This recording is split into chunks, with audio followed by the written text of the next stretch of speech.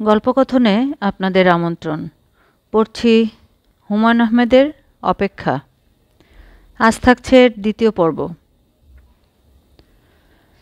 রকিব সাহেব বাসায় ছিলেন। একটা বাচ্চা ছেলে এসে বলল, আব্বুর জ্বর, শুয়ে আছে। ফিরোজ বলল, আমি কি চলে যাব? ছেলেটি বলল, আপনাকে বসতে বলেছে। রকিব সাহেব 1 ঘন্টা পর গায়ে একটা চাদর জড়িয়ে উপস্থিত হলেন। ফিরোজ উঠে দাঁড়িয়ে বিনয়ের সঙ্গে বলল, আপনার নাকি জ্বর?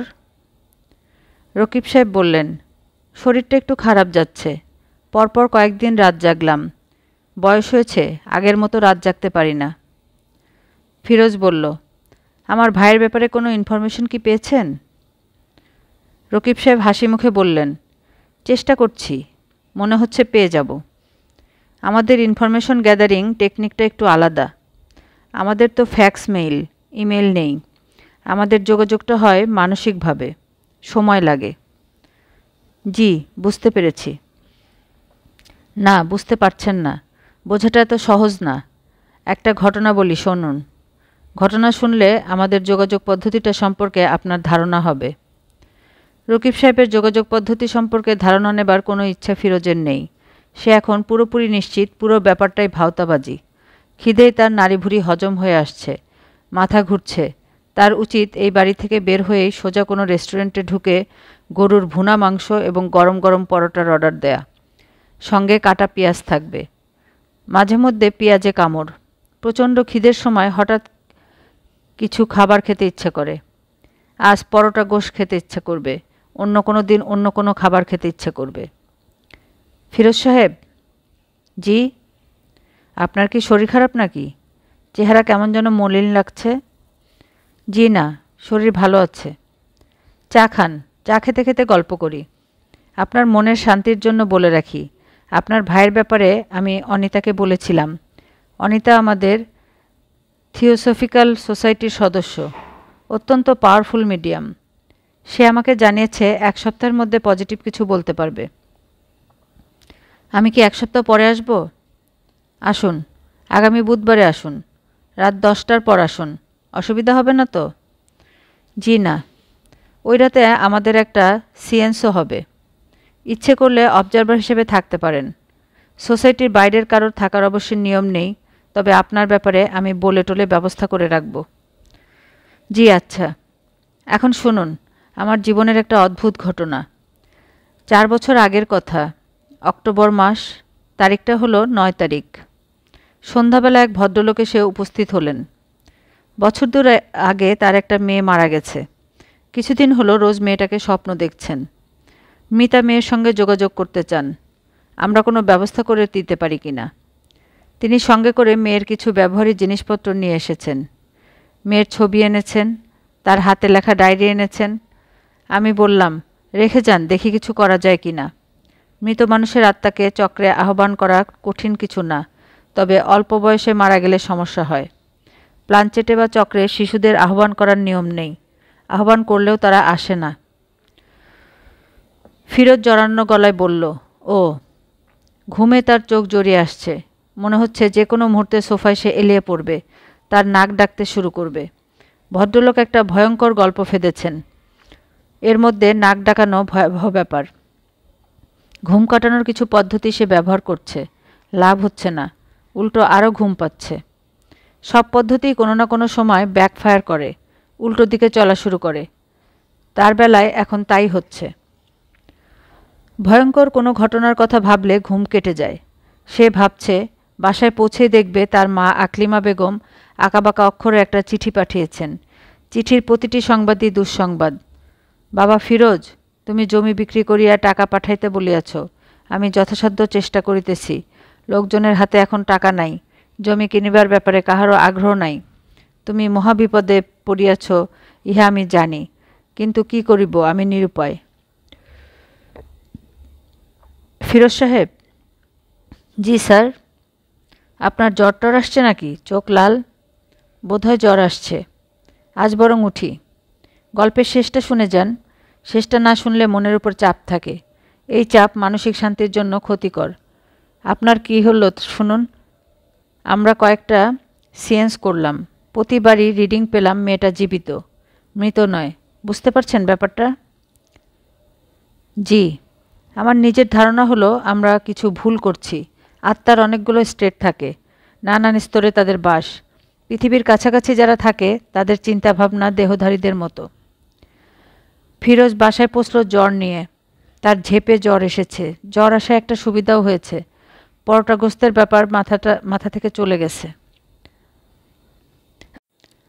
এখন ইচ্ছে করছে কাঁথার ভিতর ঢুকে পড়তে, দরজা জানলা বন্ধ করে কাঁথার ভিতরে ঢুকে কুণ্ডুলি পাকিয়ে যাওয়া, মোটামুটি মাতৃগর্ভের মতো একটা পরিবেশ তৈরি করে জন্মের আগের অবস্থায় ফিরে যাওয়া। এই স্টেটেরও নিশ্চয়ই কোনো নাম আছে। থিওসফিস্ট রকিব সাহেব বলতে পারবেন। দরজা খুলে দিল ইমন।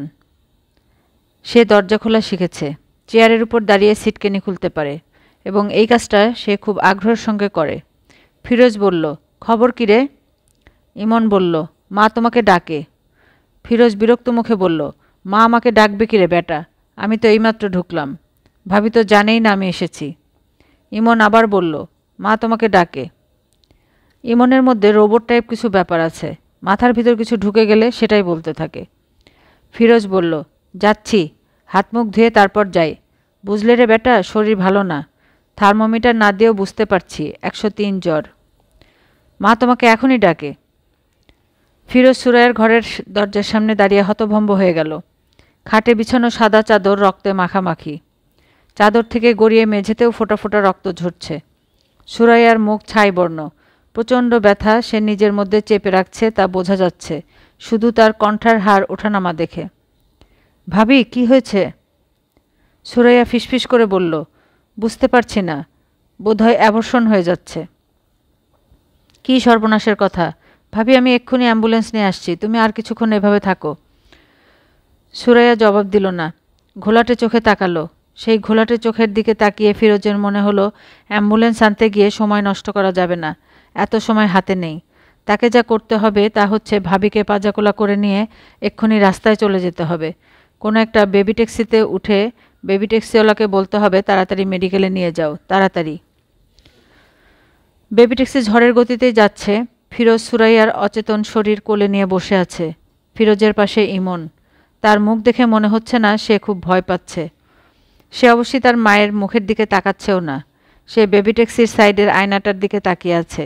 এই আয়নায় বেবি ট্যাক্সিওয়ালার মুখ দেখা যাচ্ছে। বেবি ট্যাক্সিওয়ালার মুখ দেখতে ভালো লাগছে, কেমন গোল মুখ, চোখ দুটো মার্বেলের মতো গোল। এর মধ্যে একবার সে শুধু তার ছোট চাচার দিকে তাকিয়েছে। ছোট চাচা খুব কাঁদছেন, শব্দ করে কাঁদছেন না, তবে তার চোখ দিয়ে টপ টপ করে পানি পড়ছে। ছোট চাচার কান্না দেখে তার মনে হচ্ছে মা মারা গেছেন। এখন থেকে সকালে কে তাকে স্কুলে নিয়ে যাবে? ছোট চাচা? স্কুল থেকে ফেরত নেবার সময় ছোট চাচা সময় মতো আসবে তো? দেরি করে এলে তার খুব খারাপ লাগবে, কষ্ট হবে। সুরাইয়াকে হাসপাতালে ভর্তি করা হলো সন্ধ্যা 6টায়। রাত 3টায় ডাক্তাররা তাকে অপারেটিং রুমে নিয়ে গেলেন। তাদের দেখে মনে হচ্ছিল না রোগী সম্পর্কে তারা খুব আশাবাদী। কিছু একটা করতে হয় বলেই অপারেটিং রুমে নিয়ে যাওয়া।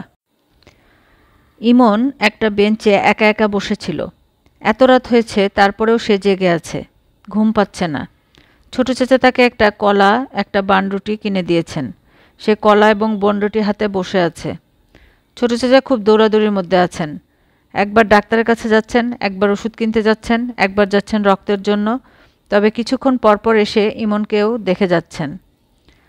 ভোর 4টায় ছোট চাচা এসে ইমনকে বললেন, ইমন, তোর একটা বোন হয়েছে, তোর বোনটা ভালো আছে, তোর মাও ভালো আছে, আর কোনো চিন্তা নেই। ইমন বলল, বোনটার নাম কি? নাম এখনও রাখা হয়নি। নাম রাখা হয়নি কেন?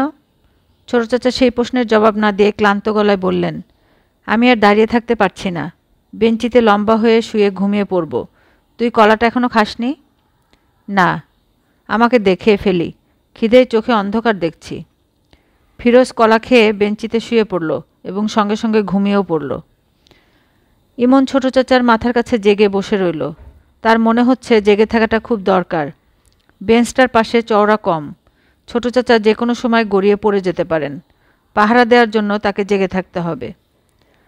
তার একটা বোন হয়েছে, অথচ তার নাম রাখা হয়নি, এই চিন্তাটাও তাকে অভিভূত করছে। সবারই নাম আছে, শুধু তার বোনটার কোনো নাম নেই। যদি নাম রাখতে ভুলে যায়, যদি কোনো দিনই তার নাম রাখা না হয়, তাহলে কি হবে? মন খারাপ করে বেচারি ঘুরে বেড়াবে। কেউ তাকে খেলতে ডাকবে না। কি করে ডাকবে? মেয়েটার তো নামই নেই। আজ সারাদিন নানান রকম ভয়াবহ সমস্যায় ইমন পার করছে। তার চোখে একটা ফোঁটা পানি আসেনি। এখন এই ভোর রাতে বোনটার দুঃখে তার চোখে পানি এসে গেল। সে যতবারই শার্টের হাতায় চোখ মোছে, ততবারই চোখ পানিতে ভর্তি হয়ে যায়। তার একটা বোন হয়েছে, সেই বোনটার নাম নেই কেন? ইমন ভ্রু কুঁচকে তাকিয়ে আছে। তার হাতে চিকন করে কাটা এক টুকরা শশা। ছোট চাচা বলেছেন কচ্ছপের বাচ্চারা শশা খায়। ইমনের ধারণা কচ্ছপের বাচ্চারা শশা খায় না। সে অনেকক্ষণ ধরেই শশা হাতে বসে আছে, তার কাছ থেকে তো শশা খাচ্ছে না। বরং শশার টুকরা মুখের কাছে ধরতেই এরা মুখ, হাত, পা খোলসের ভিতরে ঢুকিয়ে ফেলছে। মনে হচ্ছে শশা ওদের জন্য ভয়ঙ্কর কোনো খাবার। মানুষের বাচ্চাদের কাছে দুধ যেমন, ওদের কাছে শশাও তেমন। কচ্ছপের বাচ্চা দুটায় ইমানের জন্য এনেছে তার ছোট চাচা। এরা বেশিরভাগ সময় থাকে বাথরুমে লাল প্লাস্টিকের বালতিতে। মাঝে মাঝে ইমনের যখন খেলতে ইচ্ছা করে তখন সে বালতি থেকে তুলে আনে। পানি থেকে তোলার সময় তার একটু ভয় ভয় করে, কামড় দেয় কিনা। এখন পর্যন্ত কামড় দেয়নি। ছোট চাচা বলেছেন কচ্ছপের বাচ্চাদের দাঁত নেই বলে তারা কামড়ায় না। যখন তারা বড় হবে, দাঁত উঠবে, তখন কামড়াবে। তখন তাদের আর বালতিতে রাখা যাবে না, নদীতে ফেলে দিয়ে আসতে হবে। যে নদীতে কচ্ছপ ফেলা হবে সেই নদীর নাম বুড়িগঙ্গা। ঢাকা নগরী বুড়িগঙ্গার তীরে অবস্থিত। ইমনের আজ স্কুল নেই। সে সকাল থেকেই কচ্ছপের বাচ্চা নিয়ে খেলছে। এদের সে নামও দিয়েছে। বড়টার নাম টম, ছোটটার নাম টমি। এরা দুজন একসঙ্গে থাকলেও দুজনের মধ্যে কোনো মিল নেই। শুকনায় ছেড়ে দেওয়া মাত্র দুজন দুদিকে হাঁটতে থাকে। ইমন বইয়ে পড়েছিল কচ্ছপরা আস্তে হাঁটে। এখন সে জানে এটা মিথ্যা কথা। এরা 4 পায়ে বেশ দ্রুত হাঁটে। মুহূর্তের মধ্যে ঘরের কোনায় চলে যায়। তাদের তখন খুঁজে পাওয়াই মুশকিল হয়। সবচেয়ে বেশি দ্রুত হাঁটে টমি। ইমন ভেবে দেখেছে তার ছোট বোনটা যখন আরেকটু বড় হবে তখন তাকে সে একটা কচ্ছপের বাচ্চা দিয়ে দেবে। ইমনের ছোট বোনের নাম সুপ্রভা। মা বলেছেন সুপ্রভা নামের মানে হচ্ছে সুন্দর সকাল, গুড মর্নিং। কিন্তু ছোট চাচা বলেছেন সুপ্রভা নামের মানে সুন্দর আলো।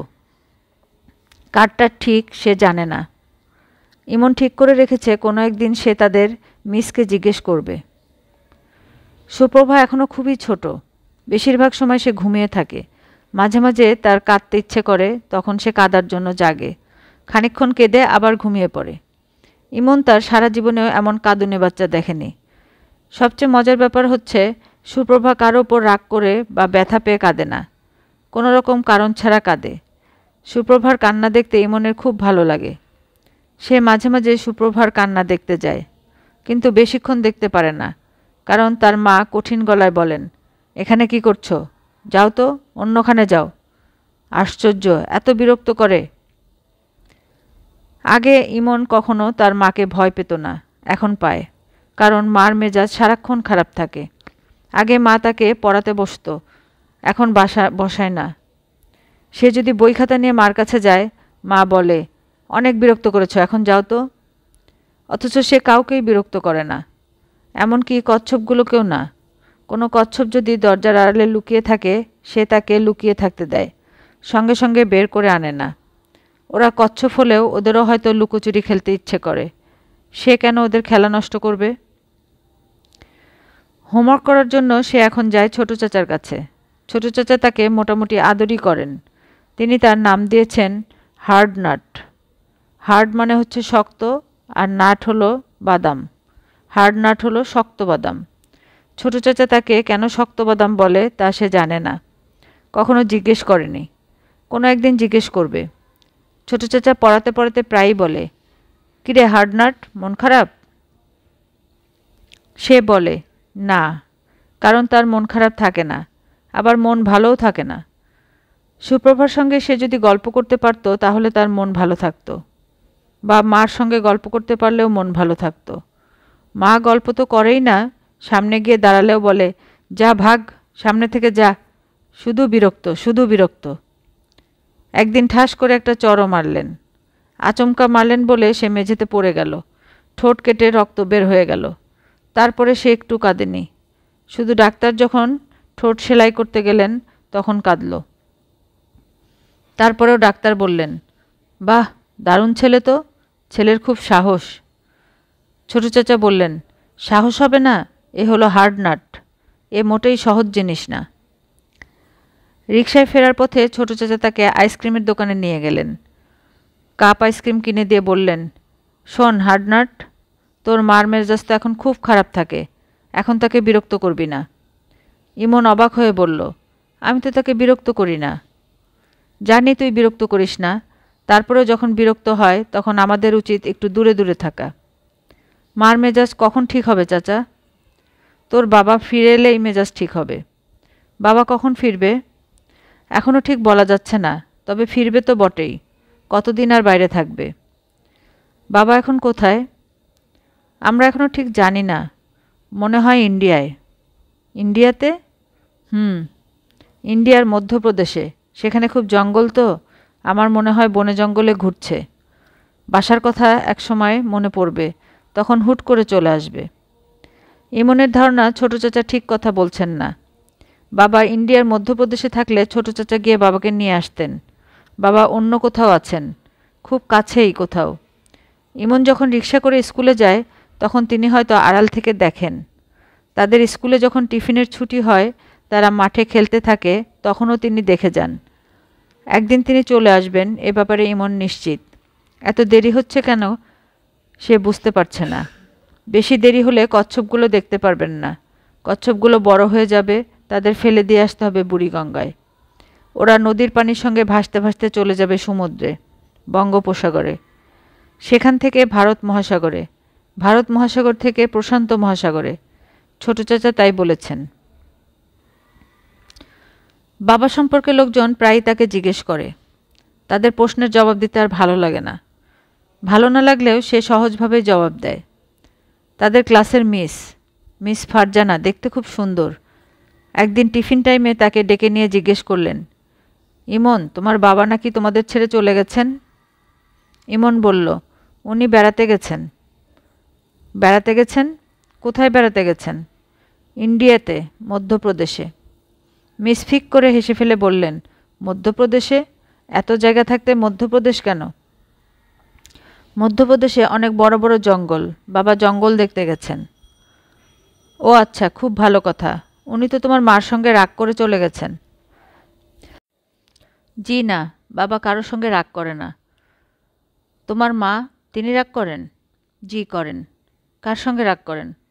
বুয়ার সঙ্গে করেন, ছোট চাচার সঙ্গে করেন।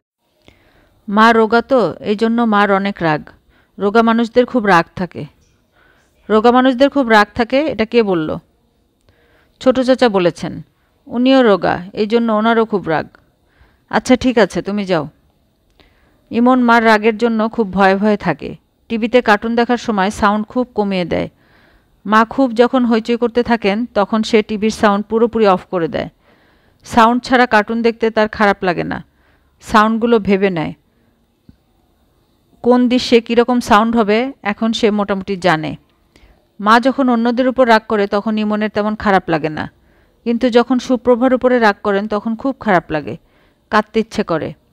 সুপ্রভার উপর মা প্রায়ই রাগ করেন।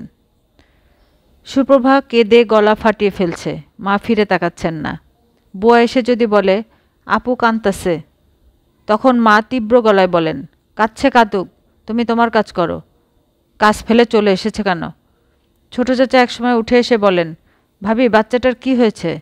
মা তখন বিরক্ত গলায় বলেন, জানি না কি হয়েছে, ওর মনের খবর আমি জানবো কিভাবে? কাঁদতে কাঁদতে তো গলা ভেঙে ফেলছে, গলা ভেঙে মরুক। ভাবি এসব কি কথা বলছেন? আমার যা মনে আসছে বলছি, তোমাদের অসুবিধা হচ্ছে? হ্যাঁ, অসুবিধা হচ্ছে। বাচ্চাটা পেটের খিদায় কাঁদছে, আপনি ফিরে তাকাচ্ছেন না, এটা কেমন কথা? তুমি এমন চোখ মুখ শক্ত করে কথা বলছো কেন? তোমার ভাই তো কখনো চোখ মুখ শক্ত করে এভাবে কথা বলেনি। চোখ মুখ শক্ত করে কথা বলার জন্য আমি সরি। ভাবি শুনুন, ফর গডস সেক স্বাভাবিকভাবে বাঁচার চেষ্টা করুন। স্বাভাবিকভাবে বাঁচার চেষ্টা করার মতো অবস্থা কি আমার আছে?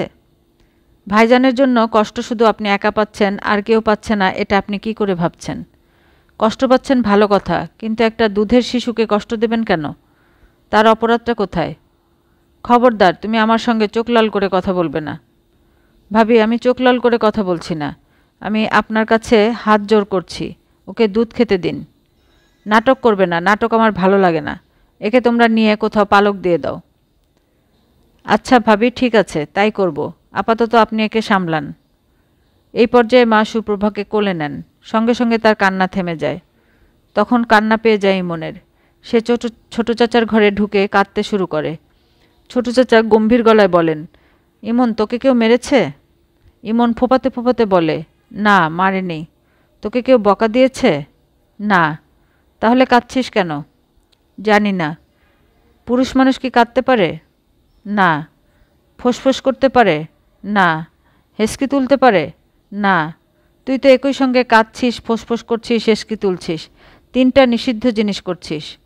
চোখ মুছে কচ্ছপ নিয়ে আয়, একটা মজা দেখাবো। কি মজা? আগে নিয়ে আয়, তারপর দেখবি। ইমন কচ্ছপ নিয়ে এলো। ফিরোজ কচ্ছপ দুটা উল্টো করে মেঝেতে রেখে দিল। এরা খোলসের ভিতর থেকে মাথা এবং পা বের করে সোজা হবার চেষ্টা করছে, পারছে না। ফিরোজ হৃষ্টচিত্তে বলল, এই হচ্ছে মজা। কি মজা? যত চেষ্টাই করুক এরা এখন আর সোজা হতে পারবে না। ছটফট করবে, কিন্তু পারবে না। বাইরের কোনো সাহায্য লাগবে। তুই বা আমি যদি সোজা করে দেই, তাহলেই সোজা হতে পারবে। মজাটা এইখানেই। মানুষেরও মাঝে মাঝে কচ্ছপের মতো অবস্থা হয়। মানুষ উল্টে যায়, ঠিক হবার জন্য ছটফট করতে থাকে, ঠিক হতে পারে না। বাইরের সাহায্য ছাড়া ঠিক হওয়া তখন সম্ভব না। তোর মার অবস্থা এখন এই চলছে। সে উল্টে গেছে, ঠিক হবার জন্য ছটফট করছে, কিন্তু পারছে না। কাজেই তোর মার উপর রাগ করেও কোনো লাভ নেই। মার উপর তোর রাগ নেই তো? না, নেই। Very good. আরেকটা কথা, যদি কোনো কারণে খুব মন খারাপ হয়, তখন কচ্ছপ উল্টে দিয়ে ওদের দিকে তাকিয়ে দেখবি। তখন দেখবি মন ভালো হয়ে যাচ্ছে। কেন? কেন কেন করবি না? চর খাবি? আচ্ছা, করব না। আজ ইমনের মন সামান্য খারাপ। বেশি না, সামান্য। এই সামান্য মন খারাপ নিয়ে কচ্ছপ উল্টানো যায় না বলে সে উল্টাচ্ছে না। শশার টুকরা কেটে খেতে দিচ্ছে, এরা খাচ্ছে না। হাতে ধরে থাকলে এরা খায় না, কিন্তু পানিতে ছেড়ে দিলে মুখ বের করে কুটকুট করে খায়। ইমন, এদিকে শুনে যাও। ইমনের বুক ধক করে উঠল। আগে মা ডাকলে আনন্দ লাগত, এখন মা ডাকলেই বুক ধক করে ওঠে। ইমন কচ্ছপ দুটা বালতিতে রেখে মার ঘরের দরজা ধরে দাঁড়ালো। মা সুপ্রভার গায়ে তেল মালিশ করে দিচ্ছেন। তিনি চোখ শুরু করে তাকালেন। ইমনের বুক শিরশির করতে লাগলো। দরজা ধরে দাঁড়িয়ে আছো কেন? কাছে আসো। ইমন ঘরে ঢুকলো। হাত ভেজা কেন? আবার কচ্ছপ নিয়ে ঘাটাঘাটি করছিলে? হাত ধুয়ে এসেছ? হ্যাঁ। সাবান দিয়ে হাত ধুয়েছ? ইমন সাবান দিয়ে হাত ধোয়নি। তারপরও ভয়ে ভয়ে হ্যাঁ সূচক মাথা নাড়ল। সে জানে এই মিথ্যা মাথা নাড়ার জন্য তার বাঁ কাঁধের ফেরেস্তা 5টা বদি লিখেছে। ফেরেস্তার নাম কেরামন কাতিবিন। তার কাজ মানুষের খারাপ কাজগুলো লেখা এবং কোনো খারাপ কাজের জন্য কয়টা বদি হয়েছে তার হিসেব রাখা। দাদিজান তাকে বলেছেন। দেখি, হাত কাছে আনো, সাবানের গন্ধ আছে কিনা দেখি। ইমন হাত এগিয়ে দিল। মা গন্ধ শুকলেন। মনে হলো তিনি সাবানের গন্ধ পেয়েছেন, কারণ কিছু বলছেন না। সাবানের গন্ধ পাওয়ার কথা না। সে হাতে সাবান মাখেনি, কচ্ছপ ঘাটাঘাটি করেছে। মনে হয় কচ্ছপের গায়ে সাবানের গন্ধ আছে। কচ্ছপ শুকে দেখতে হবে। সুরায়া বলল, তোমার বোনটা দেখতে কীরকম হয়েছে? কার মতো হয়েছে? ইমন ভয়ে ভয়ে বলল, ছোট বাচ্চাদের মতো হয়েছে। বোকার মতো কথা বলছো কেন? ছোট বাচ্চা তো ছোট বাচ্চার মতোই হবে, বুড়োদের মতো হবে নাকি? দেখতে কার মতো হয়েছে? তোমার মতো, না আমার মতো, নাকি তোমার বাবার মতো? জানি না মা। জানবে না কেন? দেখতে হয়েছে অবিকল তোমার বাবার মতো। তোমার বাবার নাক অনেকটা চাপা। এই দেখো, এর নাকও চাপা। চাপা না? ইমন বুঝতে পারছে না নাক চাপা কি চাপা না। তার কাছে তো নাকটা সুন্দরী লাগছে। তারপরেও বলল, হুম। সুরাইয়া ছোট্ট নিঃশ্বাস ফেলে বলল, এখন তোমাকে আমি কি বলবো মন দিয়ে শুনবে। আমরা এই বাড়িতে থাকবো না। ইমন ভয়ে ভয়ে বলল, কোথায় যাব? তোমার বড় মামার বাড়িতে গিয়ে থাকবো। তোমার বড় মামা তার বাড়ির একটা ঘর আমাকে দিয়েছেন। একটা ঘরই তো আমাদের জন্য যথেষ্ট। কি যথেষ্ট না? হুম। এরকম মুখ শুকনা করে হুঁ বলছো কেন? বড় মামার বাড়িতে গিয়ে থাকতে তোমার অসুবিধা কি? আর যদি অসুবিধা থাকেও কিচ্ছু করার নেই। তোমার বাবার কোনো খোঁজ নেই, কাজেই তোমাদের কপাল ভেঙেছে। আমাদের জীবন কিভাবে কাটবে জানো? আজ এই বাড়ি, কাল ওই বাড়ি। ইমন ভয়ে ভয়ে বলল, এই বাড়িতে কেন থাকবো না মা? এই বাড়িতে থাকবো না কারণ তোমার ছোট চাচার কোনো চাকরি বাকরি নেই। এতদিন সংসার চলেছে গ্রামের বাড়ির ধানি জমি বিক্রি করে। এইভাবে আর কতদিন চলবে? তাছাড়া তোমার ছোট চাচা আমার সঙ্গে খারাপ ব্যবহার করে, চোখ লাল করে আমার দিকে তাকায়। তার এত সাহস কেন হবে? যেখানে তোমার বাবা কোনো দিন আমার দিকে চোখ লাল করে তাকায়নি, সেখানে সে তাকাবে কেন? বড় মামার বাসায় কবে যাব মা? 1 সপ্তাহের মধ্যেই যাব। তোমার বই খাতা তুমি নিজে সব গুছিয়ে নেবে। ওইখানে গেলে তোমার ভালোই লাগবে। খেলার সঙ্গী সাথী পাবে। তোমার বড় মামার 2 ছেলে আছে, টোকন আর শোভন। ওদের সঙ্গে খেলবে। এখানে একা একা থাকো, তোমার বড় মামা তোমাকে পছন্দও করে। করে না? ইমন বুঝতে পারছে না তার বড় মামা তাকে পছন্দ করেন কিনা। তার বড় মামার চেহারাটা রাগী রাগী। চশমা পরেন, চশমার ফাঁক দিয়ে তাকান। কেমন করে জানি তাকান। তিনি বাসায় এলেই ফুলের গন্ধ পাওয়া যায়। সেই গন্ধে গা কেমন যেন ঝিমঝিম করে। পরে সে জেনেছে এটা ফুলের গন্ধ না, জর্দার গন্ধ। বড় মামা পান খান না, শুধু শুধু জর্দা খান। তিনি যখনই এ বাসায় আসেন 1 প্যাকেট বিস্কিট নিয়ে এসে গম্ভীর গলায় বলেন, ইমন নিয়ে যা। ইমন বিস্কিট নিয়ে যায়, কিন্তু তার কোনো আনন্দ হয় না, কারণ বিস্কিট তার পছন্দ না। শুধু চায়ে ডুবিয়ে বিস্কিট খেতেই তার ভালো লাগে, অন্য সময় ভালো লাগে না। বিস্কিট খাবার জন্য কেউ তো আর তাকে চা বানিয়ে দেবে না। সে ছোট মানুষ। কলেজে যখন পড়বে তখনই সে শুধু চা খেতে পারবে। সুরায়া বললেন, কথার জবাব দিচ্ছিস না কেন? তোর বড় মামা তোকে পছন্দ করে না? হুঁ। মুখ এমন শুকনো করে হুঁ বলছো কেন? মনে হচ্ছে মাথায় আকাশ ভেঙে পড়েছে। যাও, এখন সামনে থেকে যাও। সারাক্ষণ ভোঁতা মুখ দেখতে ভালো লাগে না। ইমন মার ঘর থেকে বের হলো। বড় মামার বাড়িতে কি কচ্ছপ দুটা নিতে হবে? মনে হয় দেবে না। কচ্ছপ দুটা এ বাড়িতেই রেখে যেতে হবে। মাকে একবার বলে দেখলে হয়। অবশ্যই বললেও লাভ হবে না। বড় মামার ছোট ছেলে টোকন আর শোভন হয়তো তার কাছ থেকে কচ্ছপ কেড়ে নিয়ে নেবে। একটা লাভ হয়তো হবে, রাতে মার সঙ্গে ঘুমোতে পারবে। তাদের একটা ঘর দেয়া হবে, তারা সবাই সেই ঘরেই থাকবে। এখানে বেশিরভাগ সময় তাকে ছোট চাচার সঙ্গে ঘুমোতে হয়। সে যখন ঘুমোতে যায় তখনও ছোট চাচা বাইরে একা একা ঘুমোতে তার খুবই ভয় লাগে। তবে অনেক রাতে ঘুম ভেঙে যখন দেখে ছোট চাচা ঘুমোচ্ছেন তখন তার খুবই ভালো লাগে। সে যদি খুব নরম গলাতেও ডাকে, ছোট চাচা, তাহলেও ছোট চাচা উঠে বসেন, গম্ভীর গলায় বললেন, কি হয়েছে রে হার্ডনাট, বাথরুমে যাবি? হুম। আয় যাই। ঠিক সময় ডাক দিয়েছিস, আমারও বাথরুম পেয়েছে। ছোটটা? তোর কি বড়টা নাকি? আমারও ছোটটা। চল যাই। কে আগে যাবে, তুই না আমি? বড় থেকে ছোট না ছোট থেকে বড়? তুমি যা বলবে তাই। তাহলে তুই বরং আগে যা। কোলে করে নিতে হবে নাকি? হুম। বাথরুম থেকে ফেরার পর ঘুম না আসা পর্যন্ত ছোট চাচা গল্প বলেন।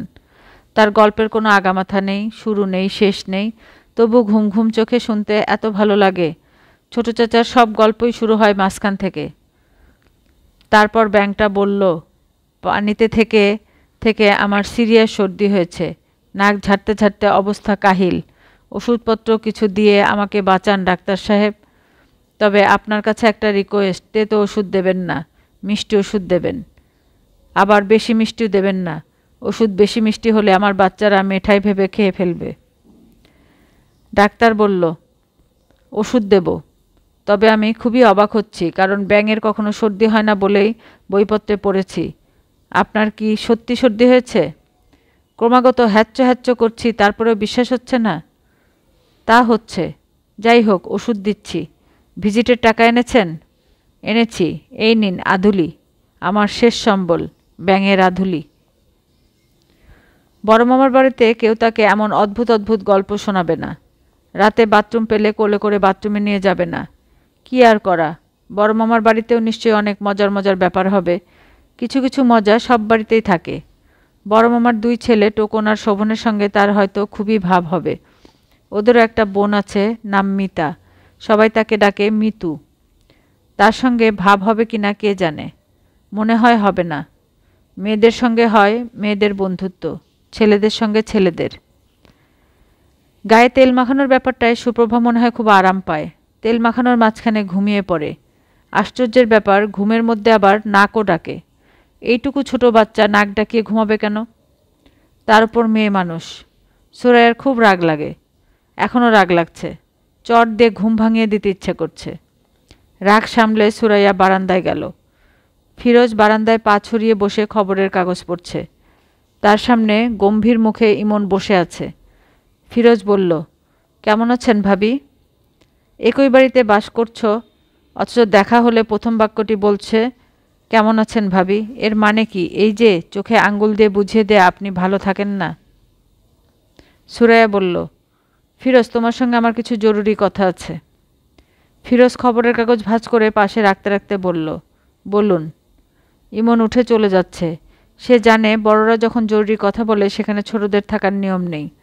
বড়রা তাদের জরুরি কথার আশেপাশে ছোটদের চায় না, অথচ ছোটদের সমস্ত জরুরি কথায় বড়দের থাকতে হয়।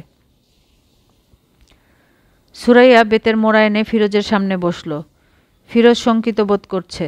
ভাবির বসার ভঙ্গি কঠিন। ভাবি কি বড় ধরনের ঝগড়ার প্রস্তুতি নিয়ে এসেছে?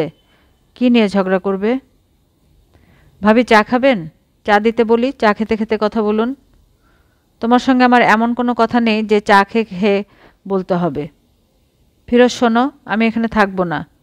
আমার বড় ভাইয়ের সঙ্গে কথা বলেছি, আমি তার কাছে গিয়ে থাকব। ফিরোজ বলল, আমি জানি, ইমন আমাকে বলেছে। তুমি একটা ঠেলাগাড়ি এনে দাও, আমি কিছু জিনিসপত্র নিয়ে যাব।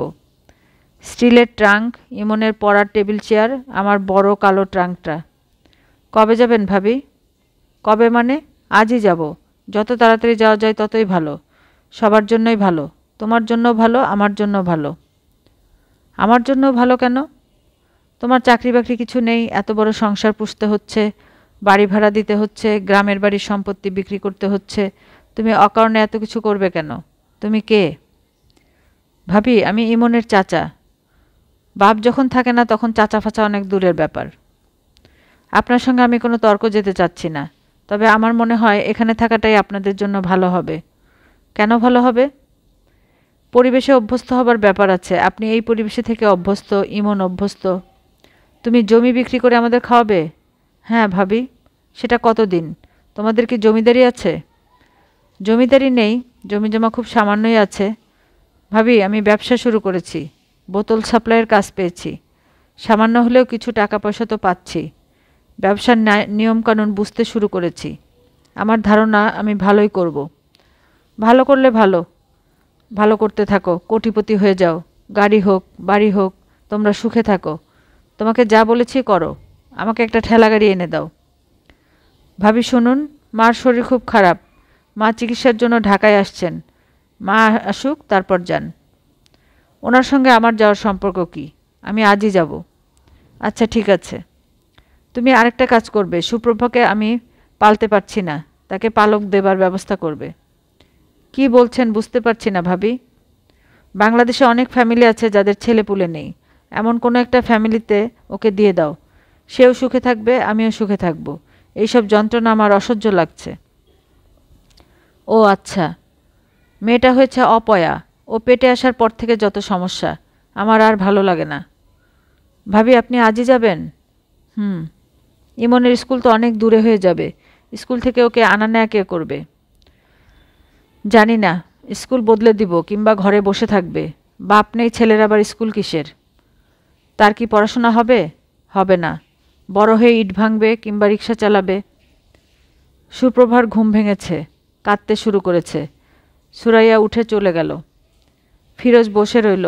পত্রিকা পড়া হয়নি, এখন আর পড়তে ইচ্ছা করছে না। ভাবি যখন চলে যাবে বলে ঠিক করেছে তখন যাবেই। তাকে বোঝানোর কেউ নেই, সে কারো কথা শুনবে না। ইমন ছোট ছোট পা ফেলে আসছে। ছোট চেচার দিকে একবার তাকিয়ে চোখ নামিয়ে নিল। ফিরোজ হাত ইশারায় কাছে ডাকল। ইমন আসছে, কিন্তু অন্য দিকে তাকিয়ে এগুচ্ছে। একবারে তার চাচার দিকে তাকাচ্ছে না। ছেলেটা অদ্ভুত হয়েছে। অদ্ভুত কিন্তু অসাধারণ। খবর কী রে বেটা হার্ডনাট? ভালো। বড় মামার বাড়িতে চলে যাচ্ছিস তাহলে? গুড। যাবার সময় কাঁদবি না তো? না। Very good. বোকা ছেলেরাই কাঁদে, বুদ্ধিমানরা কাঁদে না। তুই বোকা না, বুদ্ধিমান। জানি না। আয় পরীক্ষা করে দেখি বোকা না বুদ্ধিমান। কোলে এসে বস। আমি তোর চুলে বিলি কেটে কেটে আদর করব। তখন যদি দেখে ফেলিস তখন বুঝবো তুই বোকা, আর না কেঁদে থাকতে পারলে বুদ্ধিমান। ইমন গুটিসুটি মেরে তার চাচার কোলে বসে আছে। তার শরীর কেঁপে কেঁপে উঠছে। সে প্রাণপণ চেষ্টা করছে চোখের পানি আটকানোর। কোনো লাভ হচ্ছে না। চোখ ভর্তি করে পানি আসছে। সে সঙ্গে সঙ্গে চোখ মুছে ফেলছে। ছোট চাচার কাছে সে বোকা প্রমাণিত হচ্ছে, এই দুঃখবোধেও সে আক্রান্ত হবে সে জানে না। ছোট চাচাও তারই মতো বোকা। ছোট চাচার চোখও ভিজে উঠছে, পানি জমতে শুরু করেছে। হার্ডনাট, যেখানেই থাকিস যেভাবেই থাকিস ভালো থাকবি। আচ্ছা। কোনো কিছু নিয়েই মন খারাপ করবি না। আচ্ছা। গল্প শুনবি? এক দেশে ছিল এক ব্যাঙ। কথা নেই বার্তা নেই, হঠাৎ বেচারা সর্দি লেগে গেল। সর্দি এবং কফ। সারাদিন নাক ঝাড়ে আর খক খক করে কাশে। ব্যাঙের স্ত্রী বলল, ওগো ডাক্তারের কাছে যাও, তোমার কাশির শব্দে বাচ্চারা ঘুমোতে পারছে না। ব্যাঙ বলল, ডাক্তারের কাছে যে যাব, ভিজিটে টাকা লাগবে না? তার স্ত্রী বলল, আধুলিটা নিয়ে যাও। ব্যাঙ বলল, আধুলিটাই আমাদের শেষ সম্বল, সেটা নিয়ে যাব? হ্যাঁ যাও, শরীরটা তো আগে দেখবে। টাকা গেলে টাকা পাওয়া যায়, শরীর গেলে কি আর পাওয়া যায়? ব্যাঙ বলল, বউ কথাটা তো ভালোই বলেছ। আচ্ছা যাই, ডাক্তারকে বরং দেখিয়ে আসি। ব্যাঙের স্ত্রী বলল, ব্লাড প্রেশারটা একটু চেক করিও। আমার ধারণা তোমার প্রেশারও বেড়েছে। কাল রাতে বৃষ্টির সময় তুমি যখন ডাকছিলে তখন তোমার গলা কেমন যেন অন্যরকম শোনাচ্ছিল। ছোট চাচা দম নেবার জন্য থামতেই ইমন বলল, বাবা কি আর ফিরে আসবে না চাচা? বুঝতে পারছি না। ধরে নে ফিরে আসবে না, তাহলে কষ্ট কম পাবি। ফিরে আসবে ভেবে অপেক্ষা করছিস, মানুষটা ফিরছে না, কষ্ট বেশি না? তোর মা সারাক্ষণ ভাবছে, এই বুঝি মানুষটা ফিরল। রাতে ঘুমায় না, জেগে থাকে। গেটে সামান্য শব্দ হলে ছুটে আসে। এই অবস্থাটা তো ভয়ঙ্কর। সুপ্রভা খুব কাঁদছে। সুরাইয়া মেয়ের কান্না থামানোর জন্য চেষ্টা করছে না। কাঁদুক, কাঁদতে কাঁদতে ক্লান্ত হয়ে একসময় নিজেই থেমে যাবে। সে যখন কাঁদে তখন তো কেউ তার কান্না থামাতে আসে না। সে কেন যাবে? তার এত কী দায় পড়েছে?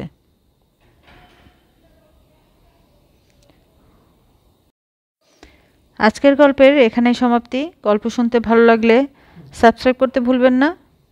ভালো থাকুন, সুস্থ থাকুন। আল্লাহ হাফেজ।